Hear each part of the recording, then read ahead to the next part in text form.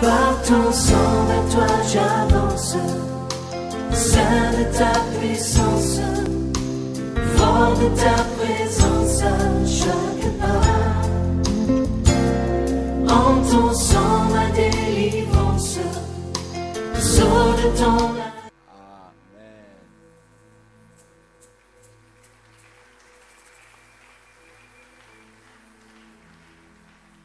Gloire au Seigneur.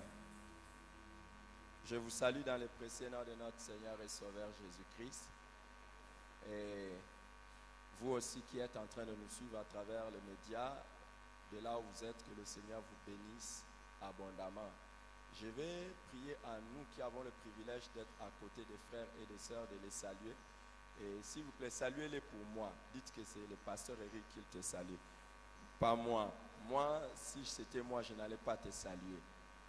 Je suis souvent distrait, mais gloire au Seigneur. Nous continuons avec notre thème sur la puissance de la communion fraternelle. La puissance de la communion fraternelle. Nous avons introduit ce texte en lisant Actes des Apôtres, chapitre 2, verset 42, où il est écrit, ils persévéraient dans l'enseignement des apôtres, dans la communion fraternelle, dans la fraction de pain et dans les prières. Nous avons vu que quand on veut décrire la première église, comment était la première église, comment était la vie des premiers chrétiens, la chose que l'on signale d'abord, ils persévéraient dans l'enseignement des apôtres. 2, ils étaient dans la communion fraternelle. 3, la fraction de pain. Et puis 4, les prières. Alors que nous avons renversé un peu les choses. Quand nous venons à l'église, nous disons souvent, je vais à la prière. Mais nous oublions la partie enseignement, nous oublions la partie communion fraternelle. Nous oublions même la fraction de pain. Alors, l'église n'est plus considérée comme les lieux où nous devons vivre en fraternité. C'est les lieux peut-être où certains voudraient éviter les conflits. Alors, c'est pour ça, quand on vient à l'église, chacun est là devant Dieu. On est un peu dans la logique du monde, chacun pour soi, Dieu pour tous. Alors que telle ne devait pas être la destinée de l'église.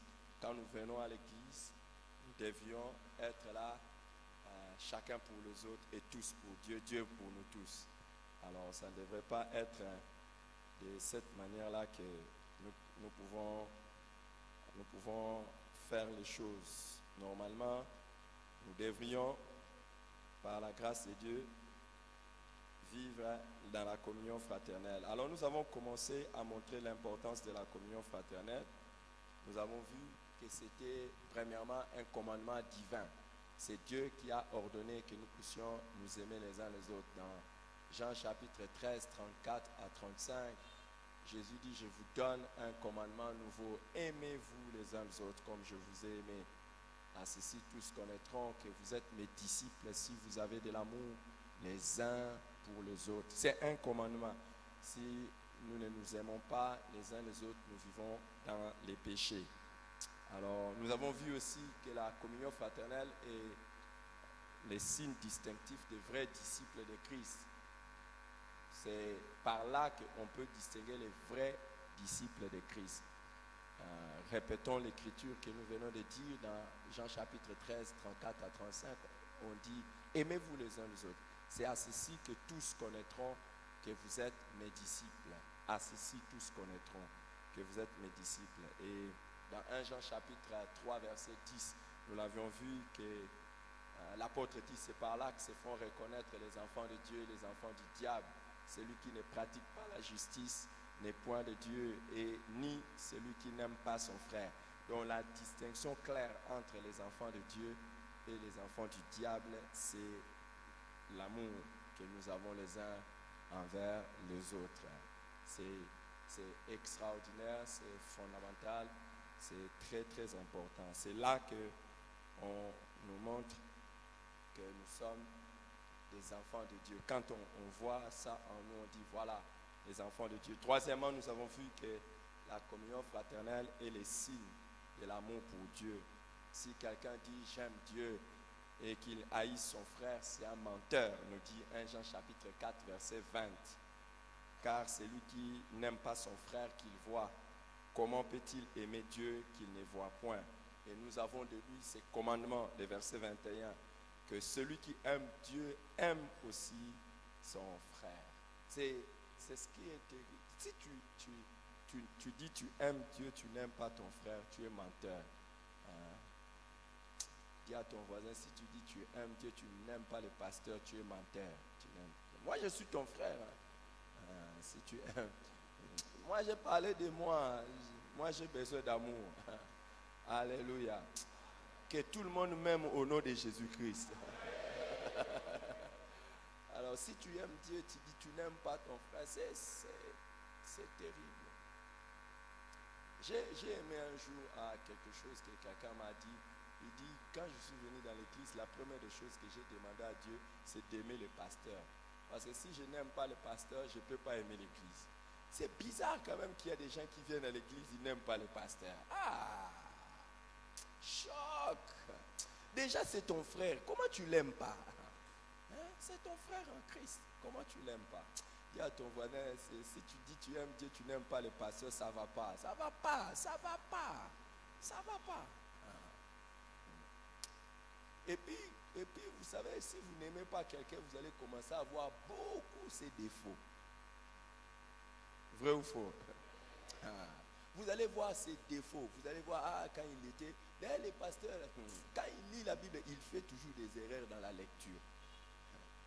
Quand il se met debout, il bouge un peu bizarrement. Quand il entre dans la salle, il y a ces... Donc, tu vas voir que des défauts, que des problèmes, que des problèmes, que des problèmes. Dis à ton voisin, si je t'aime pas, c'est que je n'aime pas Dieu.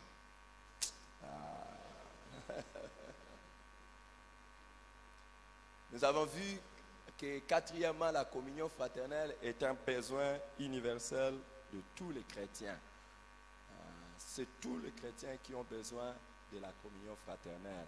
Nous avons vu que quand Dieu nous a créés, il nous a créés dans Genèse 1, 26. Il a dit, faisons l'homme à notre image, à notre ressemblance. Donc, nous sommes faits à l'image de Dieu. Et Dieu n'a pas dit, j'ai fait l'homme à mon image. Faisons.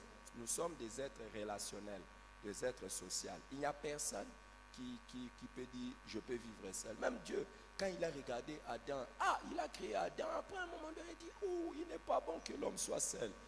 Il n'est pas bon que l'homme soit seul. Et c'est terrible.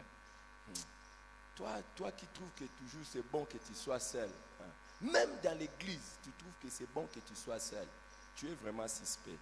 Dieu dit il n'est pas bon que l'homme soit seul. Alors nous avons vu aussi que Ecclésiaste chapitre 4, 9 à 10 nous dit que deux valent mieux qu'un, parce qu'ils retirent un bon salaire de leur travail. Car si l'un tombe, l'un relève son compagnon. Mais malheur à celui qui est seul et qui tombe sans avoir un second pour les relever.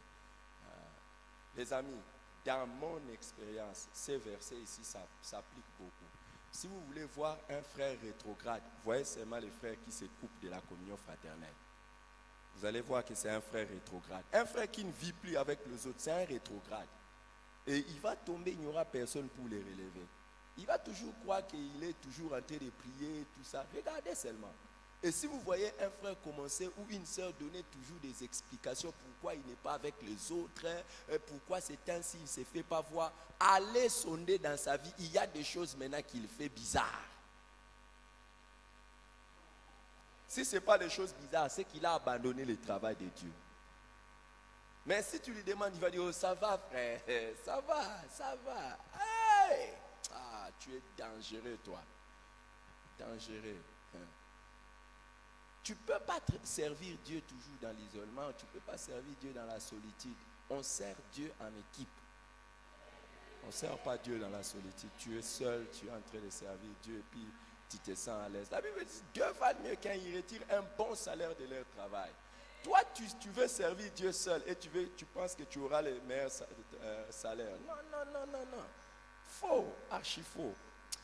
Voilà. Alors, cinquièmement, nous avons vu que la communion fraternelle est un élément essentiel du plan de Dieu pour l'Église. Alors, c'est ce que nous avons vu. Et puis, sixièmement, nous avons vu aussi que la communion fraternelle... Non, on n'a pas vu ça. On n'a pas vu ça. Ok.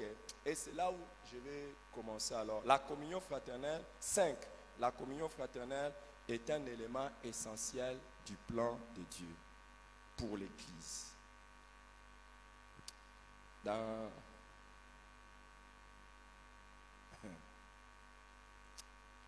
J'ai envie seulement de dire quelque chose. Depuis le dimanche passé, j'avais envie de parler de ça. Mais, c'est trop simple. Hein? J'avais envie de parler de ça, mais je me disais, que je ne dise pas. Mais je vais dire ça aujourd'hui. Alléluia. Alléluia.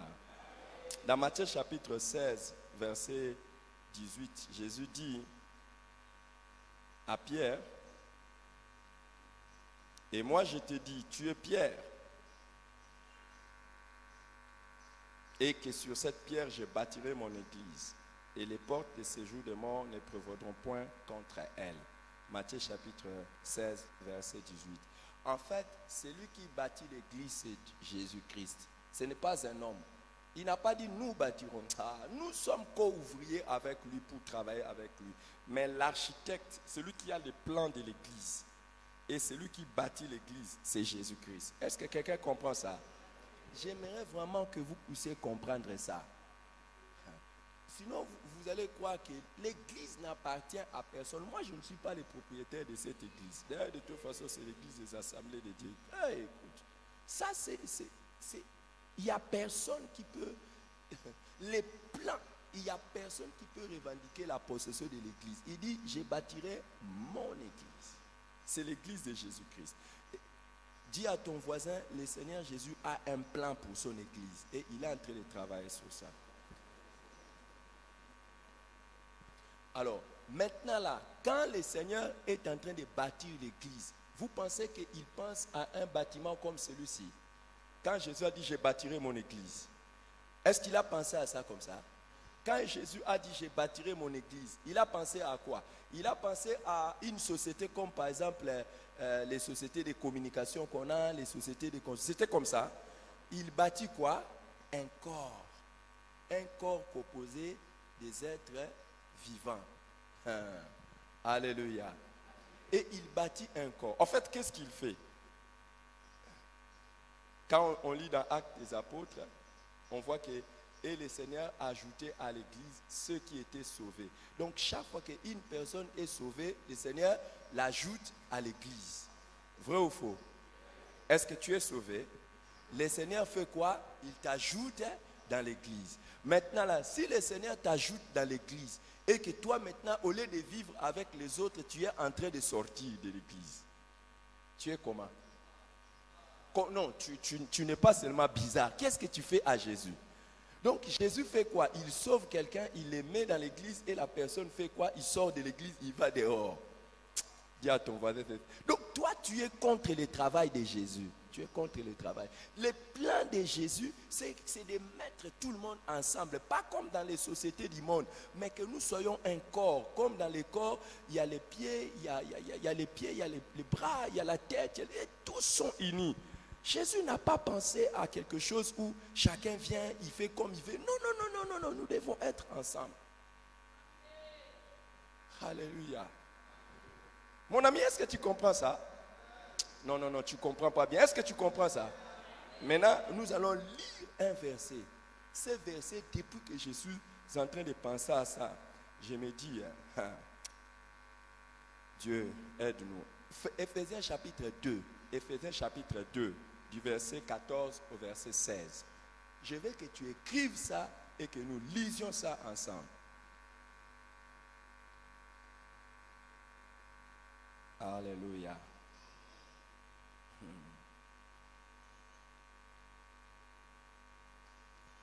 Éphésiens chapitre 2, 14 à 16.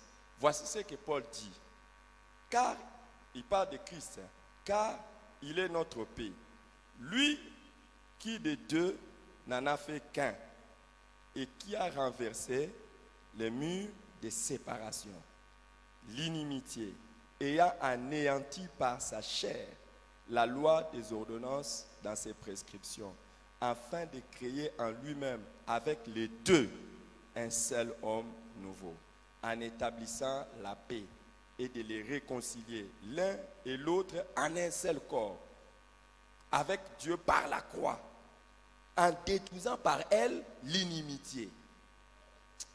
Alléluia. Alléluia. Ah, alléluia. Qui a déjà médité sur ces passages? Qui a déjà médité sur ces passages? Merci, vous avez déjà médité sur ça. Vous avez déjà lu Éphésiens, non? Est-ce que vous avez médité sur ces passages? Regardez, je commence par la fin. Je prends le début et je prends la fin. On dit, car il est notre paix. La fin, on dit, il a fait quoi? Il a établi la paix. Il nous a réconciliés l'un et l'autre en un seul corps avec Dieu. Comment? Par la croix, en détruisant par elle l'inimitié. Je vais vous aider à comprendre. Je vais revenir sur ça et j'aimerais être un peu vraiment terre à terre et littéral pour vous aider à comprendre. En fait, quand Jésus-Christ est venu, qu'est-ce qu'il a fait? Il voulait réconcilier l'homme avec Dieu et il voulait réconcilier aussi les hommes entre eux. Est-ce que vous comprenez? Mais il savait qu'il y a une puissance qui fait que les gens ne puissent pas être en communion avec Dieu. Il savait ça, c'est le péché. Et il savait aussi qu'il y a une puissance qui fait que les gens ne soient pas ensemble. Il y a beaucoup de choses qui font que les gens ne soient pas ensemble. Vous voulez que je vous donne ces choses-là? Je vais vous donner quelques-unes de ces choses qui font que les gens ne soient pas ensemble. Par exemple, beaucoup de gens ne sont pas ensemble à cause de leur niveau social. Les riches, ils n'aiment pas être avec les pauvres. Et les pauvres n'aiment pas être avec les riches. Donc, il y a toujours un peu de considération. Quand même. Bon. Donc, il y avait tout ça. Et il y a aussi des problèmes de race. Les blancs n'aiment pas être avec les noirs. Les noirs. Et Jésus savait tout ça. Et quand tu quittes là, tu viens maintenant dans les problèmes de race, les blancs, les noirs et tout ça, les métis, tout ça. Il y a toujours des séparations entre les hommes. Et Jésus, lui, il avait besoin maintenant de faire une église où il n'y a pas de distinction des riches et des pauvres. C'est ce que lui voulait. Parce qu'il ne pouvait pas faire l'église des riches et l'église des pauvres. Alors, qu'est-ce qu'il a fait? Et aussi, quand vous entrez dedans, vous allez voir que les hommes sont entre eux. Et à un moment donné, c'est arrivé ici. À un moment donné, tu vois que par sentiment quand même, tu sens quand même que c'est un peu bien que je sois avec les gens de ma tribu. Tu vois, qu'on soit entre nous, les Bayombe, les Baluba, les Swahili. Tu ne vois pas que tu te sens un peu bien quand tu es à côté des Swahili. Tu es quand même Swahili. Et puis quand tu peux donner un peu de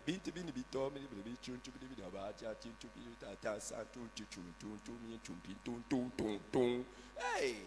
Donc à un moment, tu sens comme ça. Tu vois, donc tu sens comme ça. Et puis, tout ça. Donc tu sens, il y a des choses toujours comme ça là. Et Jésus savait que c'est dans la nature de l'homme.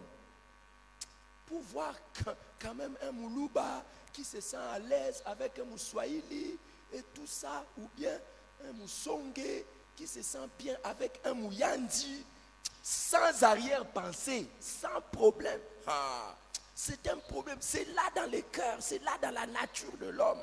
Jésus savait ça. Il dit, qu'est-ce que je dois faire?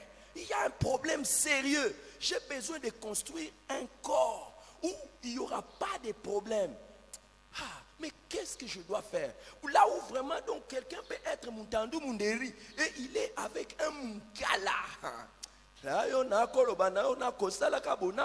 Mais comment ils peuvent être ensemble sans problème?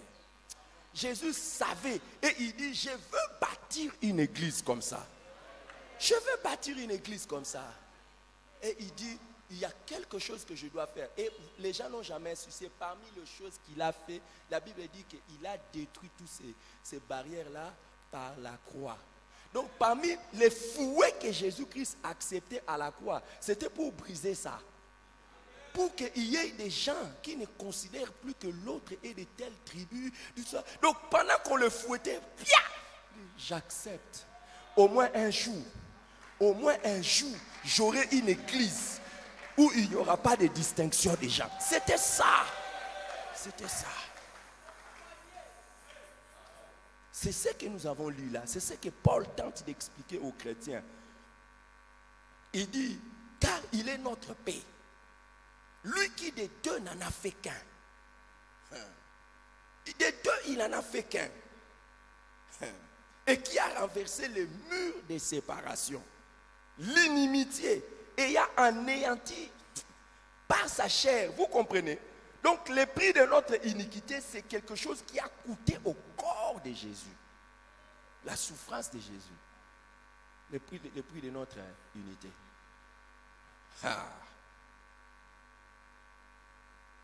Afin de créer en lui-même avec les deux un seul homme nouveau, en établissant la paix et de les réconcilier l'un et l'autre en un seul corps. Tu sais quoi? Quand tu regardes quelqu'un dans l'église, tu le méprises parce qu'il est pauvre. Tu es en train de dire, Jésus, tu as souffert en rien. Tu as souffert pour rien. Moi, tu as échoué. Pour moi, tu as échoué. Je vais rester tribaliste. Oui. Oui. Oui. Oh. Est-ce que tu comprends ça? C'est ce que je suis en train de dire. Donc, tu es en train de dire, Jésus, ta souffrance là, c'était pour rien. Moi, je vais continuer à venir à l'église. D'ailleurs, je vais continuer. Tu appelles ça ton église? Oui, Jésus. Tu appelles ça ton église? Oui. Et tu crois que moi, en venant dans ton église là, quand tu m'as sauvé, c'était pour que je me mette avec n'importe qui? N'importe quoi. N'importe quoi. Tu me vois n'importe qui pour être avec n'importe qui? Dis à ton voisin, toi, tu ne peux pas être avec moi. Toi, être avec moi. Jésus a souffert pour rien. C'est comme ça que quand tu viens à l'église, tu choisis des personnes avec qui être. Tu choisis. Quand tu vois que tu vois, ça c'est quand même un peu ma classe. Jésus a échoué. Hein? Jésus a échoué. Toute la souffrance. Le plan de Jésus, quand il dit, j'ai bâti mon église, pour que des deux, il n'en fasse qu'un. Et tu sais comment tu montres que Jésus a échoué? Dès que tu demandes à quelqu'un, tu es de quelle tribu? Je suis Mouyombe, tu sens en toi-même quelque chose. Au moins, quelqu'un de chez moi.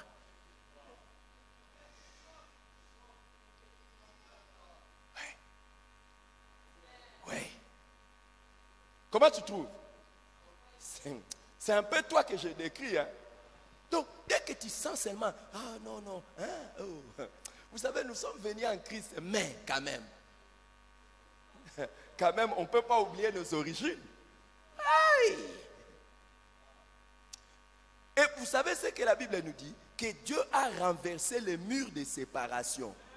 Il a renversé les murs de séparation. Ça veut dire que quand il vient comme ça, là, entre toi et toi, il renverse les murs de séparation. Boum! Mais ça, c'est le plan de Jésus. Hein. Il a renversé. Ce qui pouvait faire en sorte. Attendez. Moi, je vous connais, vous deux. Hein. Je vous connais. Toi, tu es aussi. Je connais, toi aussi, tu es. Hein. Il vient, il renverse ça. Boum! Par la croix. Mais tu sais ce que nous faisons souvent? Toi-même, tu prends encore les briques, les ciments. Tu commences à reconstruire les murs de séparation. Et toi, tel que je te connais, tu prends même la caillasse, les barres de fer, et tu coules les bétons. Tu dis, moi béton. C'est ça. Oui. C'est ce qui fait que, quand tu viens ici à l'église, tu choisis avec qui tu vas être. Et même quand tu viens à l'église, tu vas sortir comme personne ne t'a jamais connu. Je vous ai toujours dit, il y a des gens qui viennent à l'église comme des chats. Il est là. Et il va sortir comme aussi des chats. quel mur de séparation il met. Et pourtant, le plan de Jésus pour son église était de renverser tous les murs de séparation.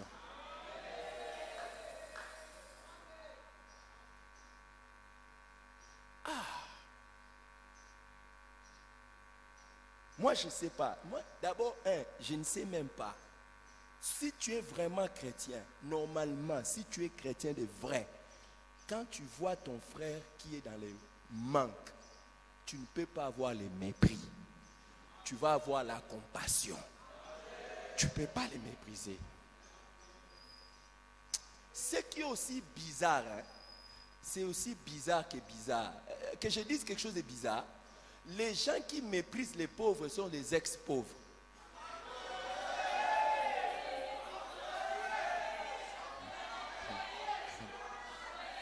Vous verrez difficilement quelqu'un qui a été riche depuis son enfance mépriser les pauvres. Ceux qui méprisent les pauvres, généralement, ce sont les ex-pauvres.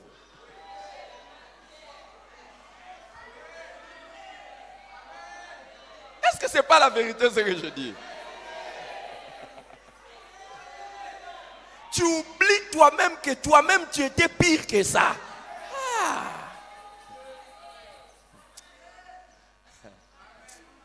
Je vais le dire en lingala. Je vais le dire en lingala parce que ça va sonner bien. Un jour, j'ai vu quelques personnes ici parce que nous allons prendre les enfants dans les quartiers pauvres et nous les amenons ici en train de les mépriser. J'ai dit, ne les méprisez pas. Si vous êtes en train de mépriser les gens comme ça, comme des pauvres, moi aussi vous m'auriez méprisé autrefois. Cette semaine, j'ai chanté quelque chose que nous on chantait quand on était des enfants. Vous voulez que je vous chante ça? Que Dieu me voie et je chante ça pour donner témoignage et gloire à son nom. Zala eloko mabe. Soko yoki nzala tetanzika. Oliana kikedi.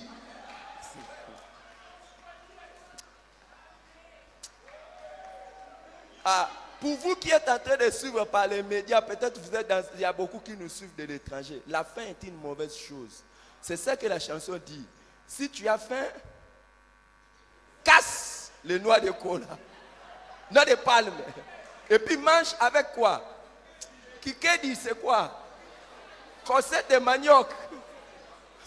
Les amis, moi que vous voyez là, moi, cette semaine j'étais en train de demander, j'ai chanté cette chanson à un frère, il dit, il dit que les noix de j'ai dit, écoute, moi je sais, et puis et puis tu sais pas, et puis il faut avoir même l'art pour casser ça et que ça sort entier.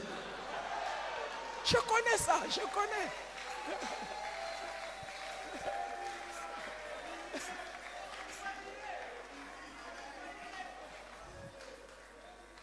Les noix de palme, est-ce qu'il y a quelqu'un qui a déjà cassé ça ici? Qui a cassé? Vous voyez, vous êtes nombreux à lever les mains que vous avez cassé ça.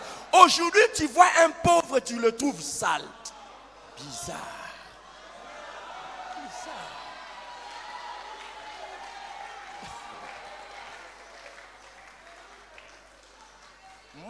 Moi, votre pasteur, j'ai un grand CV. J'ai expliqué aux gens, nous, à notre temps d'enfance, on a appris à faire des comment on appelle les mbaboula? Des braseros. Mais petits comme ça, là, avec des boîtes de nido, des boîtes de lait. Tu fais ça, pam. Hein? Pas les liotos seulement. Pas les liotos. Les liotos aussi, j'ai les CV là-dedans. Mais je vais vous montrer quelque chose d'autre. Donc, tu prends ça comme ça, là, et nous, quand on était en train de grandir, à un moment donné, nous, on avait... Moi, je n'ai jamais eu un père qui connaissait le supermarché. Moi, je n'ai jamais eu un père. Alors, quand tu prends des braseros comme ça, là, moi, j'ai les CV. Tu montes, tu mets des braises, tout ça, et puis tu montes dans les manguiers. Tu arrives là-bas avec du feu. Et là, là au-dessus, hein, tu prends les mangues non mûres. Tu commences à mettre ça et puis tu as les jus.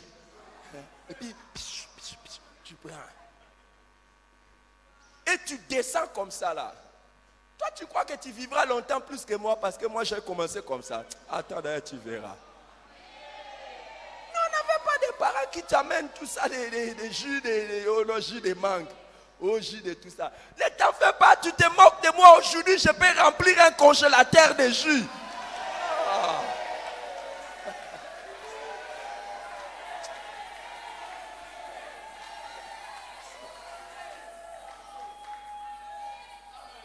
Je disais aux gens, vous méprisez ces enfants qui viennent ici, ils sont sales. Nous tous, on était comme ça. Moi, dans mon CV, j'ai fait des guerres dans des ravins. Des guerres entre les amis de différents quartiers. Vous descendez, on appelait ça linguier. Et les armes, c'est quoi? Vous cassez les petites... les sables comme ça, vous jetez dans les ravins. Moi, jusqu'aujourd'hui, j'ai fait ça. Je n'ai pas pu jouer avec mes enfants au PlayStation. J'ai fait ça jusqu'aujourd'hui. Si j'essaye seulement, dès que je touche comme ça, là, on me gagne, on me met des billets. Comme je n'aime pas dans ma vie perdre, je n'aime pas jouer dans les choses. Moi, je n'aime pas dans ma vie faire quelque chose où je vais perdre. Nous, on était des spécialistes. Vous prenez les pneus qui est usé, vous amenez ça vous-même dans un coin, vous brûlez ça. Vous faites sortir des fils. Et avec ça, vous faites les véhicules.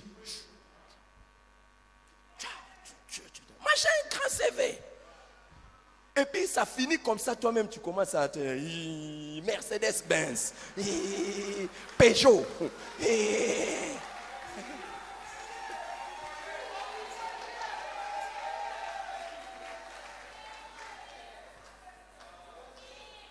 Je me rappelle pour la première fois quand ma soeur a eu la grâce d'aller en Europe, elle nous a envoyé, vous voyez les petits véhicules là comme ça des jouets, avec des soldats comme ça des jouets, des soldats en plastique comme ça.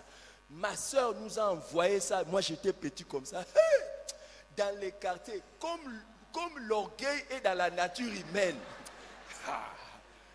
Quand c'est arrivé dans les quartiers, toi tu es qui pour toucher mes voitures?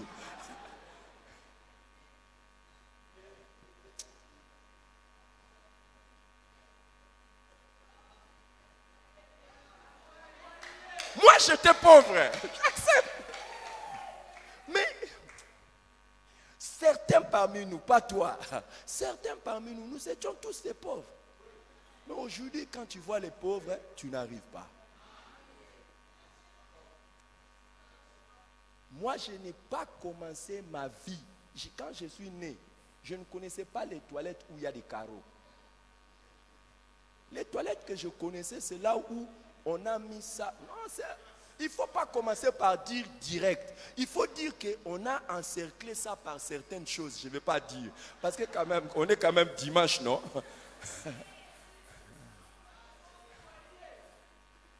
Et on a arrangé là où mettre les pieds de manière délicate. De manière à ce que quand tu vas là-bas, si tu ne fais pas attention, toi-même, tu peux toucher à certaines choses. Mais aujourd'hui, pourquoi je vais mépriser quelqu'un d'autre? C'est ce qui est terrible. C'est ce qui est terrible. Comment vraiment nous les chrétiens nous sommes comme ça? Et les gens qui ont été utiles dans ma vie, commençant quand j'étais à l'école, c'est lui qui m'a enseigné. Est-ce qu'il était de ma tribu? Tous ceux qui m'ont conduit dans leur véhicule comme des taximens et tout ça, ils étaient de ma tribu. Tous ceux qui m'ont enseigné jusqu'à ce que je devienne ce que je suis, ils étaient de ma tribu. Mais maintenant, si je deviens quelqu'un, je commence à choisir les gens de ma tribu. C'est ça.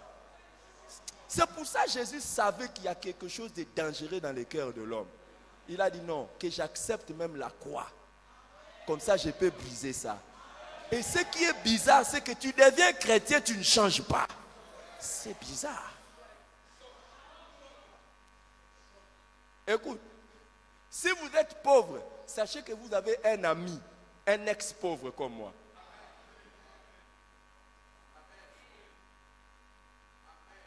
Et venez me voir. Avec ce que Jésus a fait, c'est même un plaisir de travailler pour que les autres aillent de l'avant. Les jours où je me suis marié avec ma femme, c'était un exercice pour elle. Mais moi, c'était normal. Même si Après, quand j'ai grandissé, j'ai commencé quand même à utiliser les toilettes normales. Mais le jour où je me suis marié, comme elle a grandi un peu normalement, tout ça. Et puis du coup, elle vient épouser un homme avec une toilette coup direct. Mais quand quelqu'un vous aime, il vous aime seulement. Hein? C'est pour ça, celui qui va toucher ma femme. Vous savez les choses. Celui qui sait les choses que ma femme a endurées avec moi. Je ne comprends pas. Et Jésus a fait tout ça pour briser les murs de séparation. Brother, je vous aime. De vrai. Vous savez ça. Et vous savez que je n'ai jamais considéré votre tribu, quoi que ce soit, votre niveau social, tout ça. Hein? D'ailleurs, certains parmi vous ici, on a commencé, on n'avait rien. Il ne faut pas qu'un jour aujourd'hui, parce que vous êtes devenus des... tout ça, et puis vous commencez... Dis à ton voisin, je t'aime seulement comme tu es. Jésus est mort pour ça. Je t'aime seulement comme tu es là. Jésus est mort pour ça. Jésus est mort pour ça.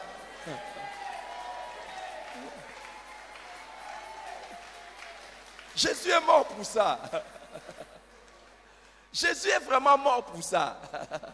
Formidable. C'est ça le plan de Dieu pour l'Église. C'était de bâtir un peuple qui vit en communion fraternelle. Est-ce que vous trouvez ça intéressant? C'est pour cela qu'il n'y a que Jésus qui est le maître vraiment de l'histoire. Et des vrais, les amis. Moi, depuis que je suis devenu chrétien, il y a certains qui sont avec moi. Je vois certains qui sont ici. Ça fait des années. Quelqu'un m'a posé la question, comment ça fait plus de 20 ans que tu es avec certaines personnes et puis vous êtes toujours bien? Ce n'est pas moi. La croix de Jésus. La croix de Jésus a brisé les murs de séparation.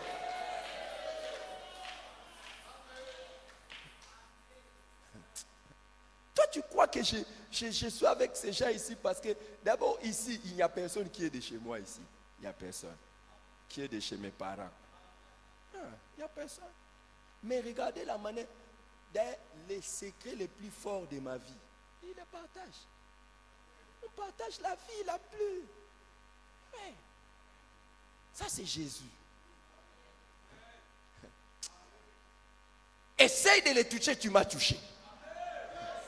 Essaye de me toucher, tu les as touchés. Mais pourquoi? C'est Jésus seulement qui a brisé les murs de séparation, qui des deux n'en a fait que...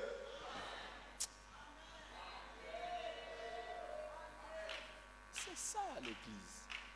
Il n'y a pas d'Église. Il n'y a pas d'Église avec des murs de séparation. Les riches, les pauvres. Les Bashi et les Nandé. Les Bakongo avec les Bangala.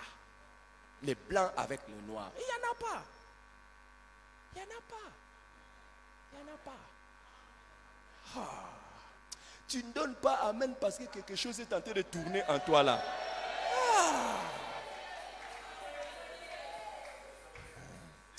Quelque chose est en train de tourner en toi. Et vous savez, les problèmes, ce n'est pas seulement les riches qui méprisent les pauvres. Hein. Il y a aussi les pauvres qui méprisent les riches. Il y a des gens dans leur vie, Dieu seulement leur fasse grâce, ils ne deviendront pas riches. Tu ne peux pas devenir ce que tu es. Il y a des gens qui... Tu ne peux pas devenir quelque chose que tu es. Déjà, quand toi tu vois les riches, tu as de l'amertume. Comment tu vas devenir riche? Déjà dans ta vie, si tu vois quelqu'un avec 2 véhicules, tu commences à dire c'est de l'orgueil. C'est que dans ta vie, tu n'auras pas 2 véhicules. Mais, essaye seulement de commencer à avoir. Le jour où tu auras 2 véhicules, tu trouves que même 2 véhicules, c'est pas assez. Mais il y a beaucoup de gens ici qui ont péché et nous saurons ça seulement au ciel. Parce que quand ils ont vu quelqu'un avoir 2 véhicules, ils ont dit c'est fini, c'est de l'orgueil. Comment quelqu'un peut avoir 2 véhicules pendant que les âmes du Seigneur sont en train de chercher l'argent? Toi!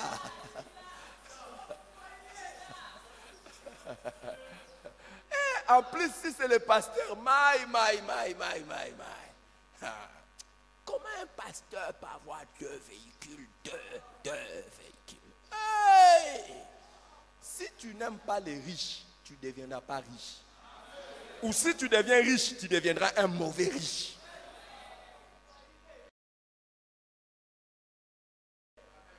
Parce que tu trouves dans la richesse la méchanceté.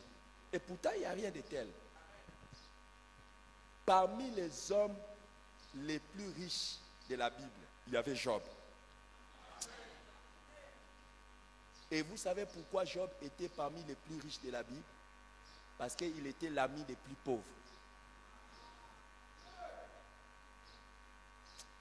Cette semaine, non, c'est pas cette semaine, je crois l'autre semaine, j'ai suivi qu'est-ce qui a fait que Satan avait quand même pu détruire la richesse de Job. Vous savez pourquoi Satan a pu détruire la richesse de Job? Même si Dieu le lui a donné après, parce que Dieu a quand même donné. Je vais vous dire pourquoi le diable a réussi à toucher la richesse de Job et même à détruire ça jusqu'au bout. Et puis Dieu l'a fait. Parce que Job, il exerçait la libéralité. Il aidait les pauvres. Il faisait tout ça et Dieu le bénissait. Mais il y a une chose dont on ne nous parle pas de Job. Job ne donnait pas la dîme.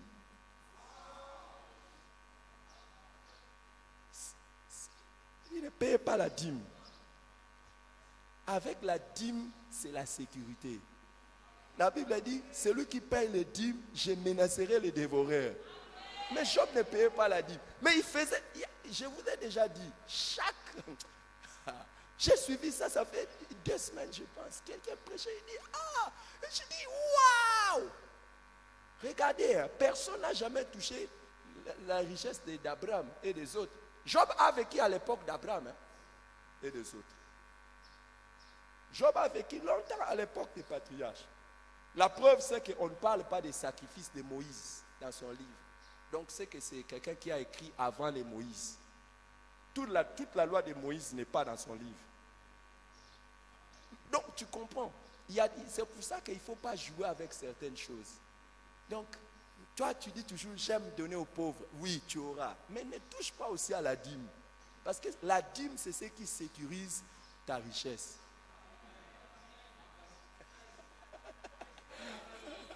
J'ai écrit ce livre ici sur la loi des semailles et de la moisson. Tu dis que je te prêche. J'ai écrit des choses ici, tu n'as même jamais lu. Ça se trouve là-bas. Pour savoir comment chaque libéralité apporte des bénédictions différentes. Tu vois pourquoi on peut venir, on te vole. Et tu vois pourquoi tu peux faire les affaires, ça monte, ça descend, ça monte. Mais à un moment donné, tu vois quand même que c'est comme si ça monte. Tu peux faire toutes sortes de libéralités. Mais si tu oublies la dîme, la sécurité de tes histoires n'est pas garantie. Même la sécurité de ton travail. Que j'aille loin. Même la sécurité de tes enfants, la santé. Est-ce que vous savez pourquoi je dis ça même? Je vais vous donner un des mystères de la dîme. La dîme, que tu donnes ça à Dieu, que tu ne donnes pas, tu payes ça. Oui.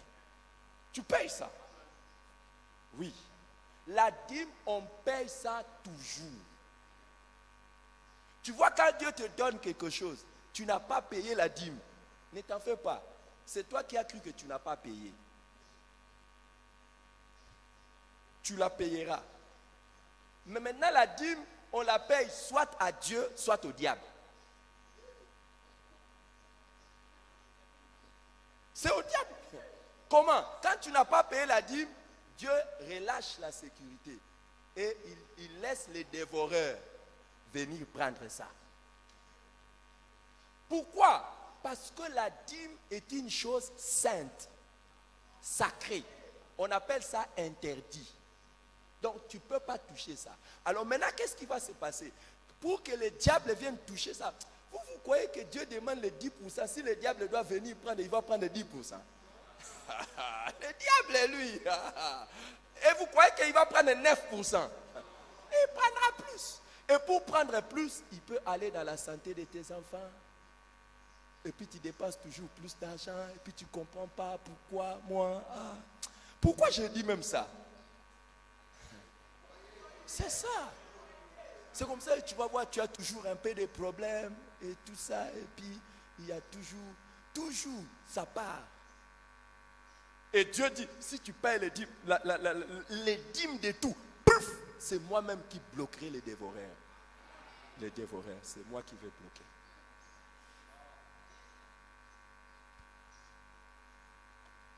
Normalement, chacun de nous, chaque jour qui vient, le dimanche au moins une fois dans la semaine, il devait prendre l'enveloppe de dîmes. À moins que tu aies la discipline de faire ça chaque mois. Normalement, chaque fois que Dieu te bénit, tu dois mettre ça à part. Je sais que tu n'as pas... Tu es devenu calme parce que maintenant, tu sais que tu paieras ça toujours.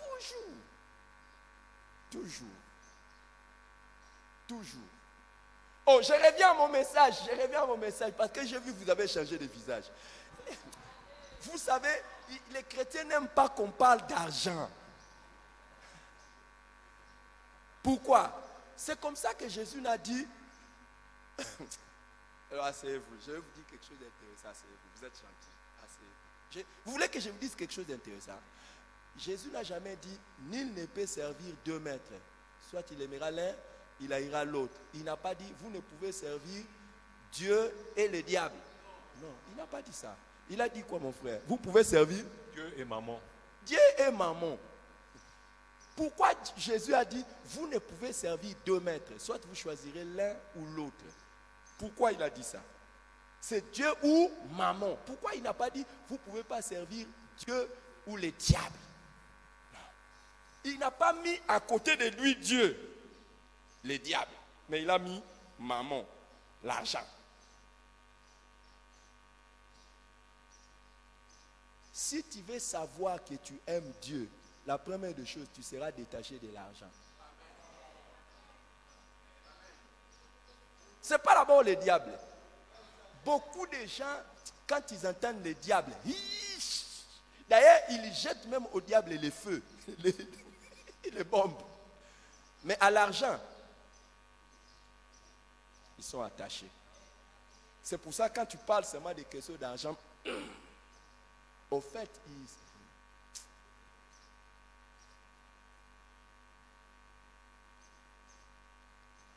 si vous voulez jauger la vie spirituelle de quelqu'un, ne commencez pas par les jauger d'abord par l'impudicité ou l'adultère. Il y a des gens qui ne commettent pas l'impudicité et l'adultère, qui ne sont pas chrétiens. Et vous savez qu'il y a beaucoup de païens qui ne commettent pas l'adultère. Mais regardez son rapport par rapport à l'argent. Regardez son rapport par rapport à l'argent.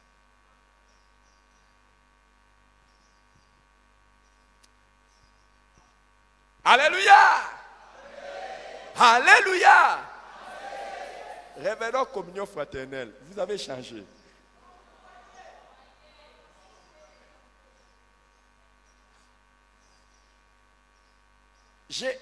Moi, j'ai tout un enseignement sur Dieu ou maman. Bizarrement, j'ai prêché ça dans d'autres églises. Hein? Dieu ou maman. Et comment savoir que c'est maman qui vous domine? Je vais donner un signe. Vous voulez savoir que quand vous donnez votre dîme et que quelque chose vous fait mal au cœur, maman est devant vous. Maman est votre maître. Que je vous donne un autre signe. Vous voulez savoir si maman est votre maître? Si vous achetez quelque chose que vous n'avez pas programmé, par envie seulement comme ça, bah, vous achetez. C'est maman qui est votre maître. Normalement, tout argent que Dieu nous donne, nous sommes des intendants.